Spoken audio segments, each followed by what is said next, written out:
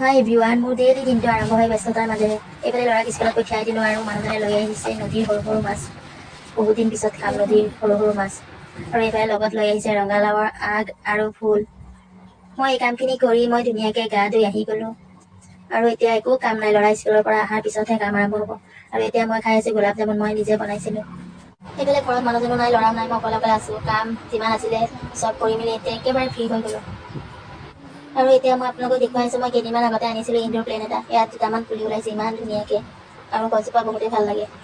ঘৰত মই যিমান টাইম থাকোঁ, বেছি টাইম সময় মই এইখিনিতে বহি মোবাইলটো চাই থাকোঁ, গান শুনো, যিমান যি কাম আছে। আৰু এতিয়া বহি থাকি বেছিয়ে ভাল লাগে। ইয়াৰ গছত কি ধুনীয়াকৈ লিচু পকি আছে। আৰু এইফালে মই এতিয়া আপোনালোকক দেখুৱাম এটা বেছি, মই অনলাইনৰ পৰা লৈছিলোঁ, বহুতেই ইউজফুল হয় বস্তুটো। ইয়াৰ লগত সৰু সৰু দুটা বেছি আহিছে এনেকুৱা। কি যে ধুনীয়া। এইটোত আপোনালোকে চব্জি ধুই ধুনীয়াকৈ থৈ দিলে বা বাচন ধুই পানীখিনি ধুনীয়াকৈ নিগৰি যায়। আৰু এটা আহিছে, সেইটোতো আপোনালোকে পানী জমা কৰি ইয়াতে চব্জিবিলাক ধুব পাৰিব, বেলেগ বাচন আৰু একোৱে নালাগে। আমি কিচেনত কাম কৰি থাকিলে এনেকুৱা ইউজফুল কিছুমান বস্তু হ'লে কাম কৰি আৰু বেছিয়ে ভাল লাগে, নহয়নে বাৰু?